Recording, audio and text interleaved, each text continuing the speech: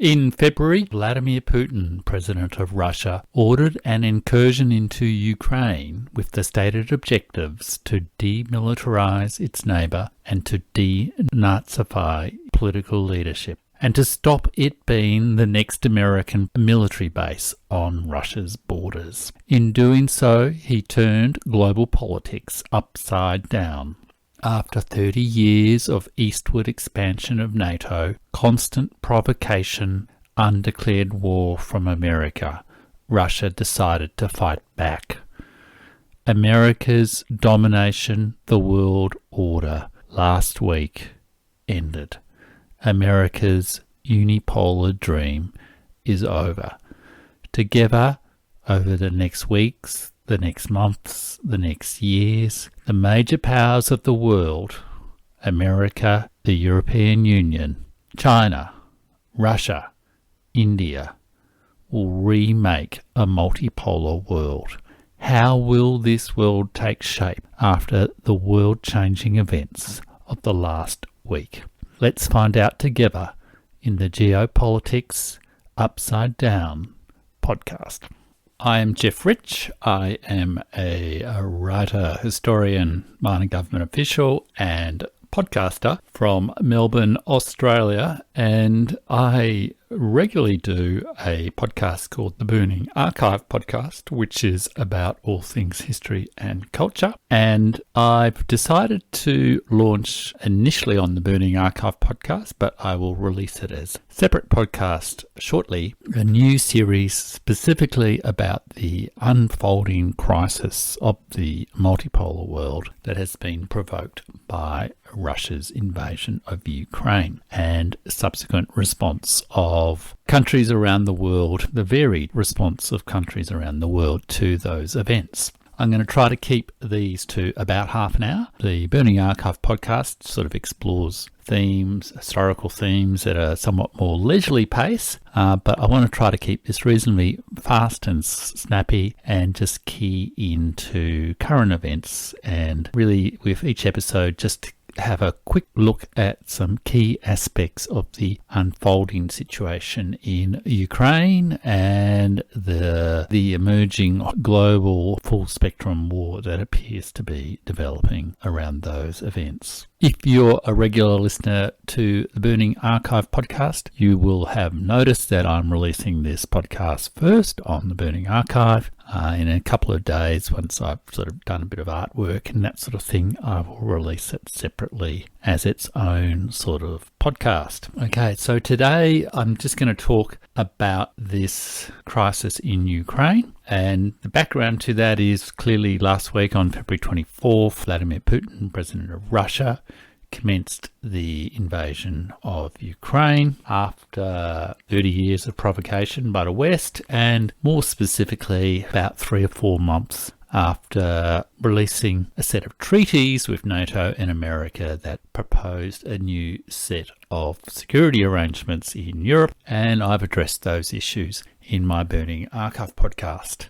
The negotiations went nowhere, and now we are in war. The situation is changing rapidly, but I think broadly there are sort of 4 vectors of this full spectrum war that we're experiencing. And when I say full spectrum war I mean war isn't just shooting at each other. It's also economic war, such as the sanctions that have been applied to Russia.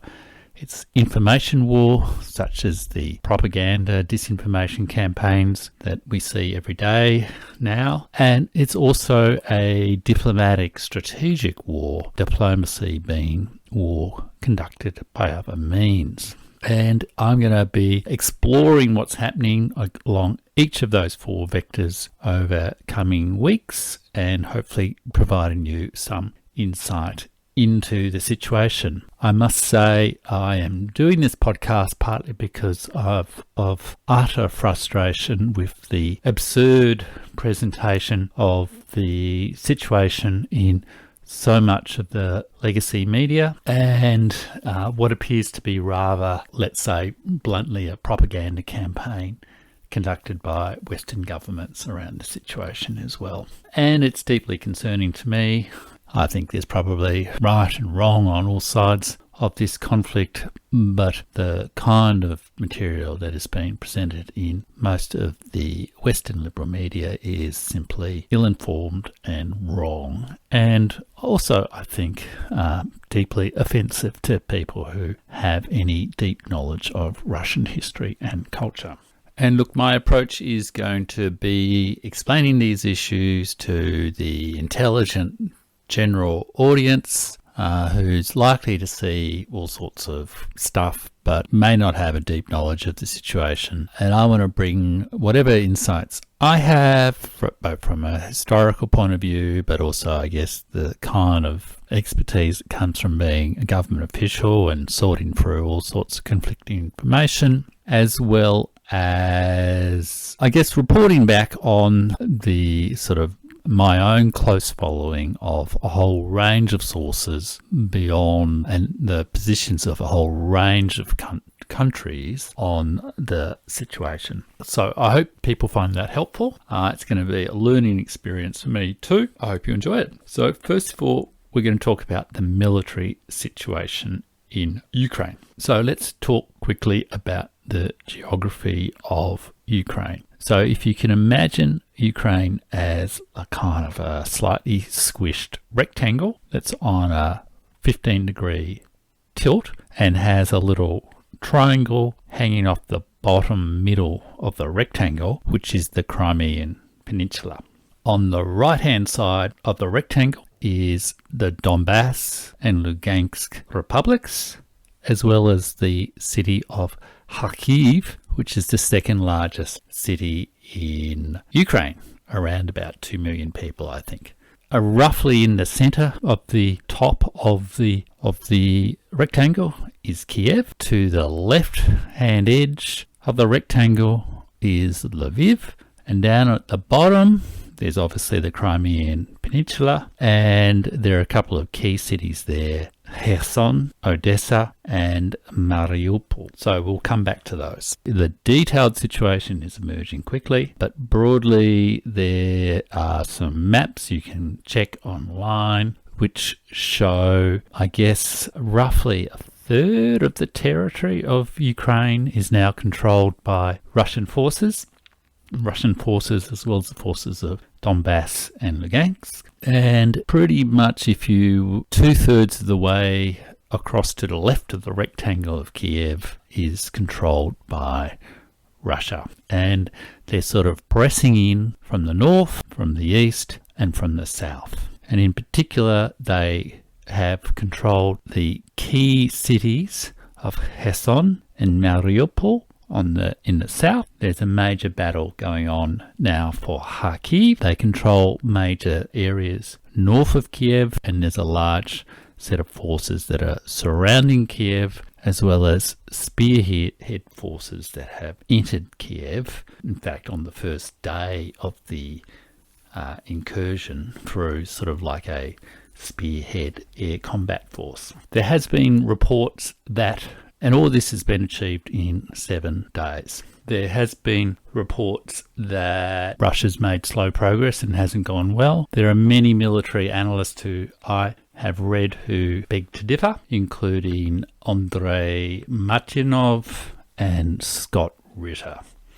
And you can check out them online. In the first couple of days, the Russian forces essentially wiped out all the air defense and airplanes and stuff of the Ukrainian defense forces and have been targeting military installations and the like. So they really have dominance of pretty much everything, and it's really only in a bit of a fantasy instant gratification world that somehow a country the size of Ukraine, which is approximately 650,000 square kilometres, or 2.5 times the size of Victoria, where I live, or 3/4 of the size of New South Wales in Australia. It's a bit of a fantasy that that country, with major cities in east, west, north and south and central could be conquered in a day or two. The other thing to note there is people are saying that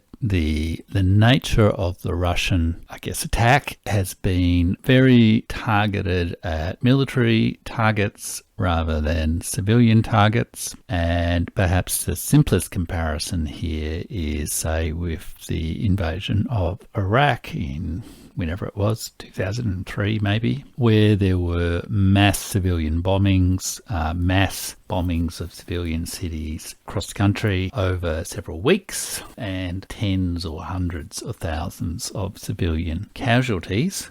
I believe a day or two ago, the United Nations indicated that there had been 100 civilian casualties so far in Ukraine. And what's more, although there's talk of, the courageous resistance from the Ukrainians, and I'm sure people are being extremely courageous. However, there have been grenades and Kalashnikovs handed out to ordinary untrained citizens, and people being encouraged to throw Molotov cocktails at tanks, even though Molotov cocktails do nothing to modern tanks. The progress from the available statistics indicate that there is a clear, the numbers of military advantage are very clear. The military analyst Scott Ritter has said that normal battlefield victories, and I'm quoting here, are won in the margins of 1.2 to 1 casualty rates. So what appears to be happening in Ukraine is there is a 6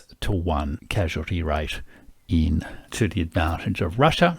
And Scott Ritter comments that 6 to 1 is a rout, and it's only going to get worse for Ukraine. Expect breakouts, encirclement, and mass surrender. Propaganda moves air, bullets on bodies wins wars. Tragic, but true.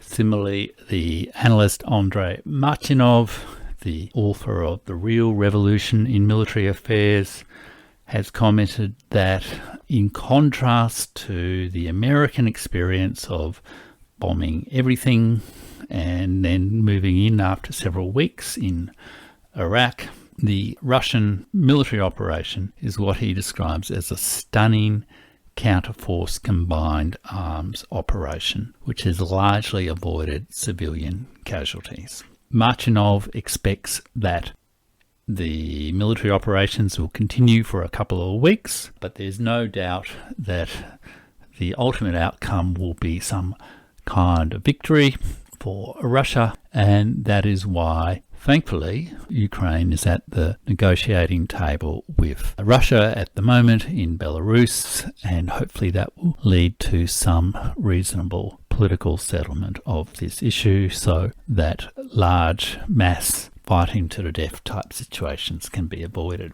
So we'll come back to the military situation, obviously, I guess, in the next podcast, but that's my read of where things are at the moment. Okay, second vector is economic war. There is no doubt that America and its NATO and Anglo-American partners, including Australia, are conducting some kind of economic war against Russia.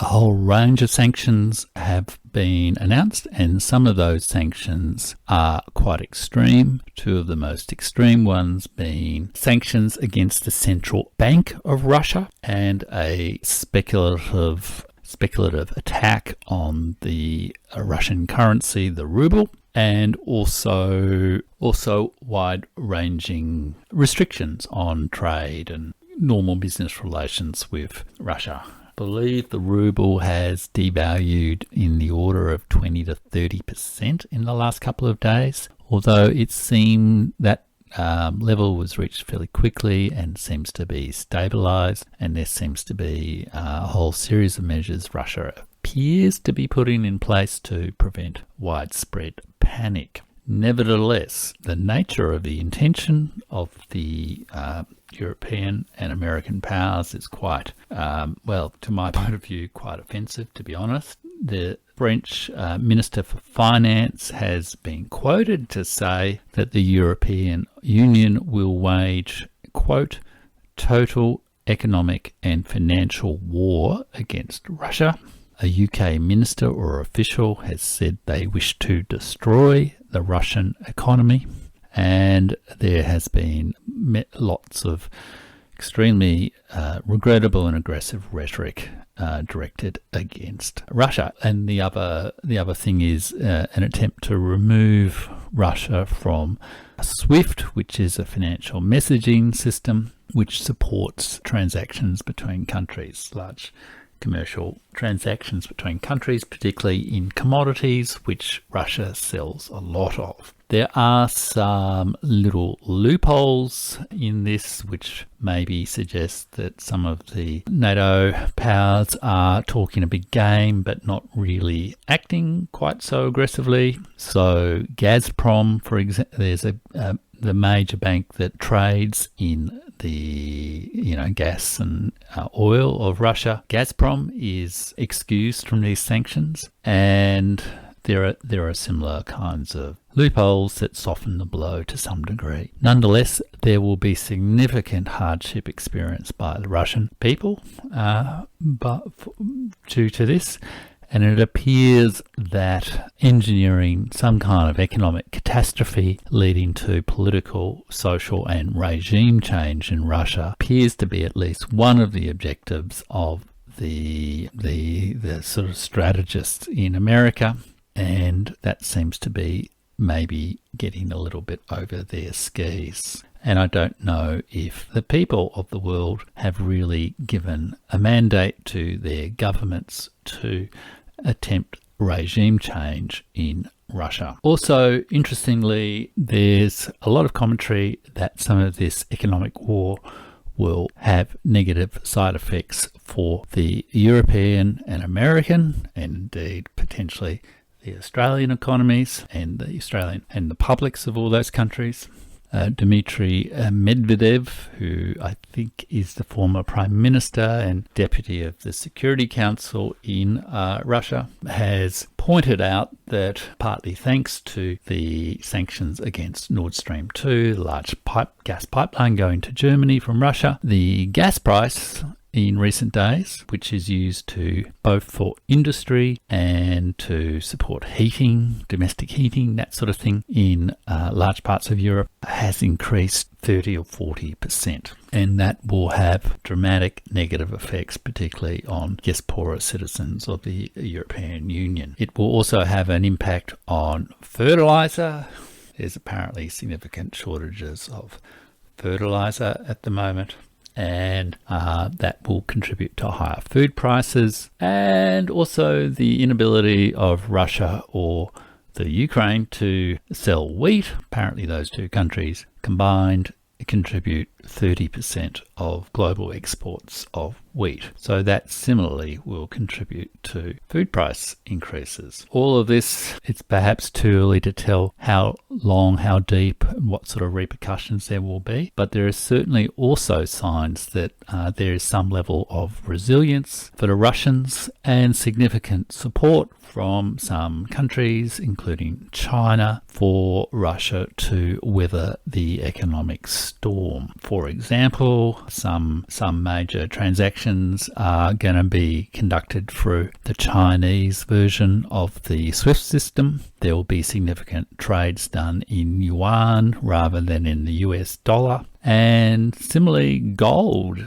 Russia has implemented a system domestically where has quickly implemented a system domestically where it is introducing a sort of a tax concession for converting foreign currencies to gold. Russia both, I think, is a gold producer and also holds enormous reserves of gold, which is a means, I guess, to moderate the loss of assets and value through the speculative attack on the currency. Huge range of things happening there, and enormous potential for potential unintended consequences. This will be a vector we'll keep coming back to over the next few weeks. Finally, there is the information war, and there is an enormous amount of disinformation, misinformation, all the rest of it, outright propaganda out there at the moment. There is a suspicious level of coordinated messaging across different media outlets certainly within Australia. There is hostile targeting of well-informed, reasonable opinions that question the nature of American foreign policy over the last 30 years. Famously, John Mearsheimer, who essentially predicted exactly the events of the last week or so, several years ago, has clearly blamed the American policy of eastward expansion to NATO, eastward expansion of NATO, for precipitating this crisis because it threatened Russia's fundamental security interests and effectively broke American promises not to do so. And despite many years of requesting it to change, the West simply has not done so. And John Mearsheimer has been targeted and abused online. There have been media outlets that have been closed. There is all sorts of stuff that's going on. And then there's also the pumping up of the Ukrainian president, Volodymyr Zelensky, as, a heroic defender of his homeland, staying in Kiev. And that may well be true, but I think it's interesting sometimes how legends of heroes in war do not survive long after the end of the war. Sadly, we're also seeing a bit of a culture camp for a culture war against Russia. One of the great conductors of the world, whose name I just can't remember, Valery Grigoriev, maybe, was sacked by some orchestra in Germany, I believe, for not setting out a denunciation of Russia's actions, and all sorts of similar things have happened. Some of these are hysterical and absurd. Some of them are frankly anti-Slavic, they're Russophobic, they're discriminatory, they're effectively what one might call racial prejudice. One university in Italy indeed banned the study of Dostoevsky because Dostoevsky was a Russian, even though he was a Russian who died, about 140 years ago. It's regrettable, it's sad, and it's having, I think, a negative impact on Russians who live in other countries, including in Australia, as well as people with a strong attachment or affiliation to Russian culture and history, such as myself. It's in fact quite distressing to see some of the hysterical nonsense that's been pumped out, even by otherwise reputable organisations. I know myself personally, for example, the Rest is History podcast has done a number of shows now on Russia, which are, so offensive that I've decided not to listen to the show anymore. Even here, there is some fighting back, and tonight I saw that Russia has projected on the American embassy building in Moscow a large image, a light image of a Time 1999 magazine front page that was talking about the NATO bombing in 1999, which had a huge image of destruction, bombing a building or something like that, and with the headline, "Time to bring Serbia to heel." So information wars are interesting. I think I might return to this in later episodes, but I think part of the problem with the information war is that the leadership class in the West has become so addicted to manipulated theatrics in the media, substituting for real action in politics, that it believes that by winning the nightly news, it wins the war. And that is simply not true. Indeed, Andrei Martynov on his YouTube channel told a story, a joke story about two Russian soldiers sitting on a tank ahead of the Reichstag in 1945, drinking a bottle of vodka, saying, it's good that we won the war. It's just a pity that we lost the information war. How significant the information war is long term, I'm not sure, but I must say I'm deeply distressed that the information war appears to be morphing into a cultural war and a sort of a cultural separation that will rob those of us in the West of connections with one of the great cultures of the world, that is Russia. Okay, that's all I really wanted to cover in today's show. I'm going to be back in a couple of days with another episode of Geopolitics Upside Down, as well, I might say, as another episode of the Burning Archive podcast on gaming and play in history. But I will ultimately find a sort of artwork for my Geopolitics Upside Down podcast and release it separately. And I think in the next episode, I'm going to do a bit of a dive into the diplomatic situation around the situation in Ukraine, not just talking about the views of America and Britain and Australia, but actually looking at the perspectives. The world is certainly not united around its positions on this, but looking at the perspectives of China, India, South America, and indeed a number of the key countries in the Middle East, including the United Arab Emirates, the current chair of the Security Council, and indeed Israel. I hope you've enjoyed this episode of Geopolitics Upside Down. I hope over coming weeks we can explore together how this new multipolar world is emerging, and I hope we can all learn those key virtues of governing through a crisis well, of prudence, courage, moderation and judgment, not likely to be found on Twitter, by the way. Take care all, stay safe, stay sane, and I'll see you next time.